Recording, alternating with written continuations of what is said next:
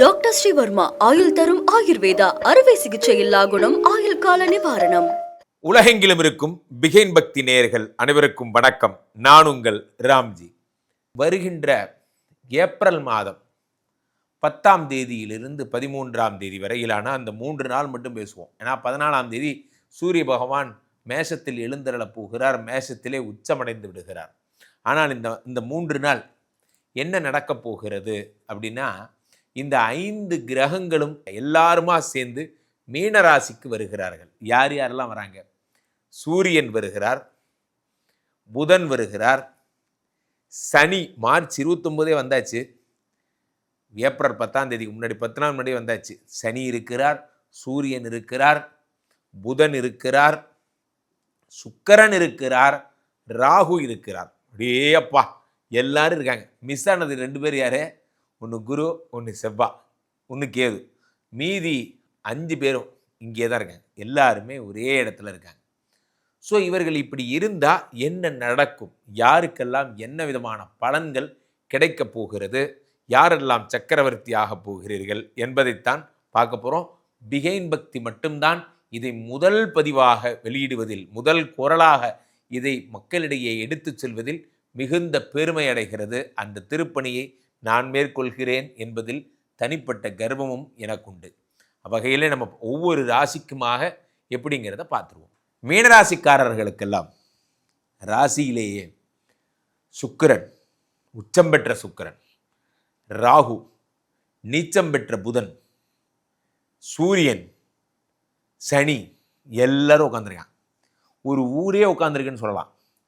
இதில் ஒரு நல்ல விஷயம் என்னென்னா, இந்த புதன் நீச்சம் பெற்றவன், சுக்கிரன் உச்சம் பெற்றவன், நீச்ச பங்க ராஜ யோகம் உங்களுக்கு ஏற்படுகிறது. இந்த நீச்ச பங்க ராஜயோகம் உடம்புல ஏற்படும் பொழுது என்ன ஆகும்னா, யாரெல்லாம் மீடியா துறையில் இருக்கிறீர்களோ உங்களை அசைச்சிக்க முடியாது. அடி தூள் பண்ண போகிறீங்க பிரமாதமாக. உங்களை தெரியாதாலே கிடையாது. அந்த அளவுக்கு நீங்கள் மிகப்பெரிய ஃபேமஸாக போகிறீங்க. காரணம் என்னவென்றால், சுக்கிரனும் புதனும் சேர்ந்து உங்களுக்கு அந்த அனுகிரகத்தை தருகிறார்கள். இதில் என்ன பிரச்சனைனா, சுக்கிரனோட சேர்ந்த ராகுவும் உடம்போடு சேர்ந்திருப்பதால், ராகுவோடு சேர்ந்த புதன், ஆறுக்குடைய சூரியன் எல்லாருமா சேர்ந்திருப்பதால் பெண்கள் சம்பந்தப்பட்ட விஷயங்களில் மிகப்பெரிய பிரச்சனைகள் வருவதற்கான வாய்ப்புகள் உங்களுக்கு மிகவும் அதிகம். இதில் கூட சனி வேற, ஜென்ம சனி வேற. அப்போ சனியும் 7ஐ பார்க்கிறார். அப்போ எல்லாருமா சேர்ந்து உங்களுக்கு 7ஆம் வீட்டை பார்க்கிறார். ராசியில் உட்காந்து எல்லாருமே 7 பார்த்தா ஒரு மனுஷன் என்ன தான் ஆவான்? அப்போ என்ன ஆவான்? எல்லோரும் நீங்கள் எந்த ஊரில் இருக்கீங்களோ அந்த ஊரில் இருக்க மாட்டீங்க. நீங்கள் ஃபாரின் போயிடுவீங்க. உங்களுக்கான வெளிநாட்டு யோகங்கள், வெளிநாட்டுக்கு போவீங்க. அதே மாதிரி உங்களுடைய 7ஆம் வீட்டை இத்தனை கிரகங்கள் பார்ப்பதால் உங்களுக்கு பார்த்தீங்கன்னா, உங்களுக்கு காதல் இப்படி பீரிட்டெழும்.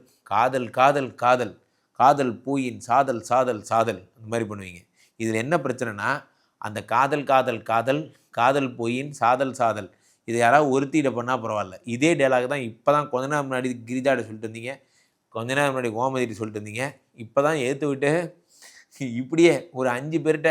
ஆனால் கொஞ்சம் கூட அது எப்படி மாப்பிள்ள, கொஞ்சம் கூட வெக்கமே இல்லாமல் எல்லாத்தையும் இதே அந்த மாதிரிலாம் எல்லார்ட்டையும் ஒரே மாதிரி.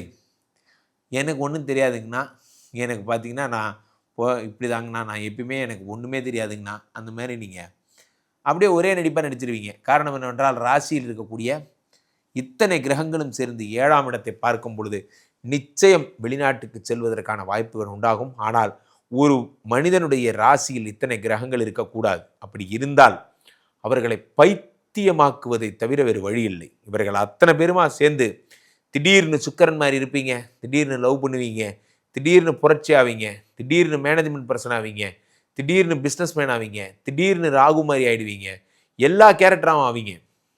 அப்படி கதவெல்லாம் சடச்சடான மூடுதான், ஜன்னலெல்லாம் திறக்குதான், திடீர்னு காற்றெல்லாம் அடிக்குதான், அந்த மாதிரி ஒரு பரபரப்புலேயே வச்சுருப்பீங்க எல்லாரையும். ஐயோ இதே எம்ட வந்துட்டான்டா, உங்களை பார்த்து எல்லோரும் பயந்து ஆஃபீஸெல்லாம் கதவெல்லாம் மூடிக்குவாங்க, எம்ட வந்துட்டான்டான்னு. அந்த அளவுக்கு எல்லாரையும் டார்ச்சர் பண்ணுவீங்க சார். சில பேர்லாம் சும்மா போர் அடிக்குதுன்னு ஃபன் பண்ணுவாங்க சார். போர் அடிக்குதுன்னு கார் டிரைவர் இருப்பாங்க, அவர் வண்டி அவர் தானே என்ன கிளம்பல பண்ணேன் போட மாட்டேன் அப்படிம்பாங்க. அவரை கூப்பிட்டு உனக்கு ஐன்ஸ்டீன்ஸ் தியரி தெரியுமா, E=mc² என்னன்னு தெரியுமான்னு கேட்குறது.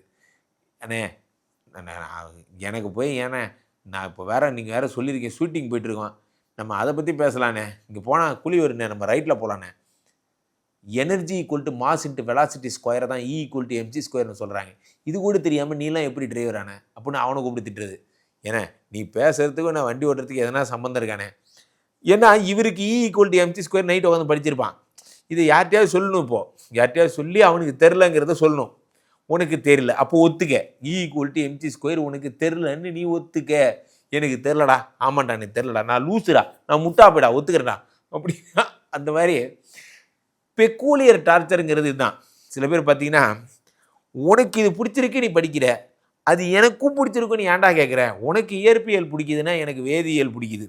அந்த மாதிரி இந்த மீனராசிக்காரர்கள்லாம் உங்களுடைய வித்தியாயை காட்டுற பேர் வடிங்கன்னு இருக்கிற எல்லாரையும் குழப்பி இருக்கிற எல்லாரையும் டென்ஷன் பண்ணி இதெல்லாம் நடக்கும்.